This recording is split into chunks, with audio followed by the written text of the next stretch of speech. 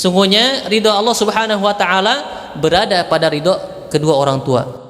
Ya salli wa sallim daiman abada ala habibika khairil khalqi kullihim maulaya. Dimuliakan Allah Subhanahu wa taala, ini kedudukan yang sangat mulia di sisi Allah Subhanahu wa taala, birrul walidain.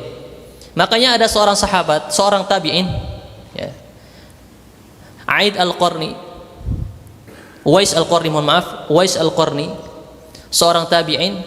Ketika itu beliau hidup pada masa Rasulullah sallallahu alaihi wasallam. Uwais al-Qarni ini sangat ingin bertemu dengan Rasulullah sallallahu alaihi wasallam. Makanya Uwais al-Qarni ini tidak dimasukkan ke dalam sahabat karena dia tidak bertemu dengan Rasulullah secara langsung.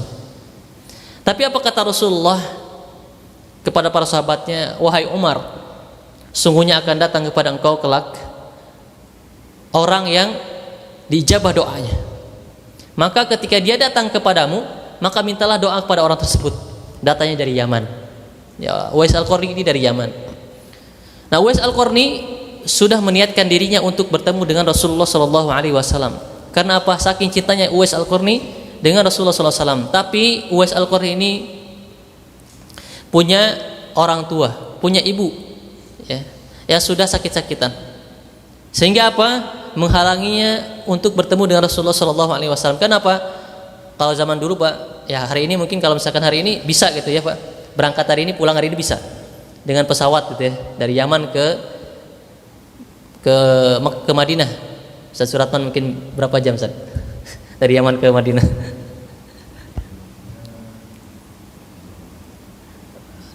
Mungkin sebentar kalau naik pesawat atau ini sebentar saja. Ya. Mungkin ya enggak ini. Kalau misalkan sehari mungkin bisa bolak-balik gitu Pak ya, kalau naik ini gitu ya. Sehingga apa? Zaman dulu enggak susah. Karena apa? Enggak ada ya kalau enggak naik unta jalan kaki gitu ya. Uwais al-Qarni ini termasuk ke dalam sahabat yang memang seorang penggembala itu ya. Ya enggak punya banyak harta gitu. Sehingga apa? Dan juga memiliki orang tua yang sangat butuh bantuan daripada Uwais al-Qarni. Sehingga menghalangi perjumpaannya dengan Rasulullah sallallahu alaihi wasallam.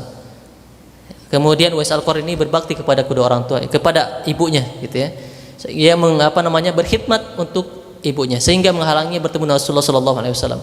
Kemudian suatu ketika Uwais al-Qarni izin kepada ibunya untuk pergi ke Madinah untuk bertemu dengan Rasulullah sallallahu alaihi wasallam. Kemudian berangkatlah dia ke Madinah, akan tapi qadarullah Rasulullah ketika itu sedang keluar dengan para sahabat keluar daripada Madinah, sehingga apa? Tidak bertemu dengan Rasulullah sallallahu alaihi wasallam. Akhirnya apa? Dia pergi lagi ke Yaman, harus pulang cepat-cepat. Kenapa? Punya ibu di rumahnya.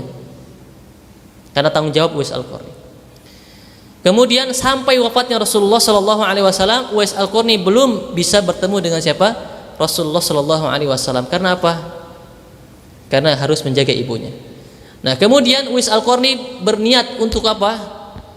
Untuk sama-sama haji bersama dengan ibunya. Nah, tentunya dia harus persiapan secara tenaga, ya, kemudian secara harta untuk berangkat haji dari Yaman ke Mekah. Kemudian Uwais al-Qarni ini latihan, Pak. Karena apa? Ibunya sudah tua sehingga dia harus menggendong ibunya. Kemudian dia latihan setiap hari, naik gunung turun gunung, kemudian dia gendong kambing. Nah, kenapa dia gendong kambing, Pak? Karena apa? Supaya terbiasa pundaknya untuk menggendong ibunya. Masya Allah. Nah, setiap hari, kemudian sampai orang-orang mengatakan, wah, Uwais ini gila gitu ya. Kok dia tiap hari naik gunung turun gunung, unta digendong, kambing digendong gitu ya. Ngapain digendong kambing gitu ya? Ternyata Uwais al-Qarni latihan supaya apa? Supaya dia kuat ketika dia perjalanan dari Yaman ke Mekah untuk haji. Nah, perjalanan singkatnya, berjalanlah Uwais al-Qarni dengan ibunya dari Yaman ke Mekah. Dengan apa?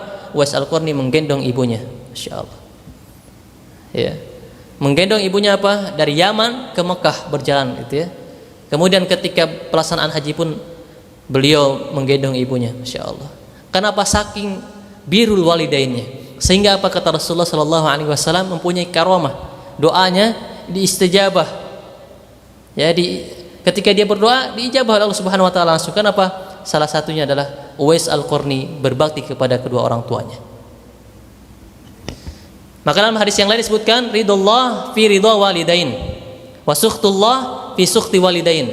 Sungguhnya ridha Allah Subhanahu wa taala berada pada ridha kedua orang tua. Wa sukhtullah, dan kemudian murkanya Allah Subhanahu wa taala ada pada murkanya kedua orang tua.